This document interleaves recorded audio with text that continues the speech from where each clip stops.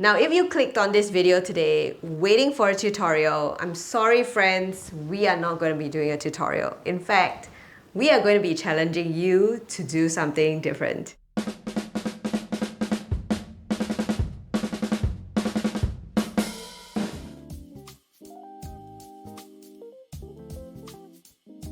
You see, all these pieces of work, they did not come from a tutorial. It's really about knowing how to apply what you are doing and putting it onto paper. Now, I want you to see how long I took to create this, and I'm also going to walk through with you the things that I have actually applied on paper so that you get to see it come to life. This challenge is going to really help you to begin to not only think about the way you paint, but see how things evolve as you are experimenting. I want you to start to take everything you know in your head and put it on paper. And yes, it's scary because no one is going to tell you what you're going to be doing. What I'm going to be showing you is how I'm going to be painting imaginary flowers. Flowers in my head and putting it onto paper. So if you've been painting flowers for a while, you would already know exactly how, flowers look like. The 5-petal flowers, any flowers that really tickle your fancy. So if you're ready, I would love for you to get your space ready. That's the first step. I'm going to be using my 100% cotton paper. I'm going to put it out there because you are going to see why my effects look the way they are because of the quality of the paper that I'm using. So if you're ready, sit back, relax, and enjoy my painting while I take you through all the different things that you're actually seeing so that you can begin to not only paint what you see on a screen, but become a creator instead of a learner.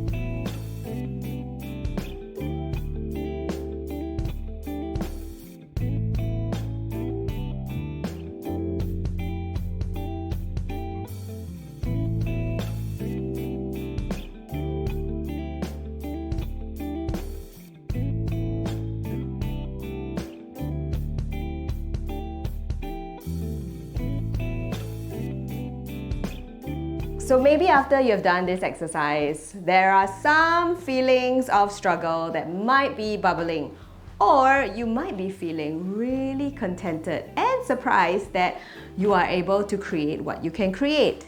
Now, this is the thing about overthinking. Many of us think that we need to perfect the outcome.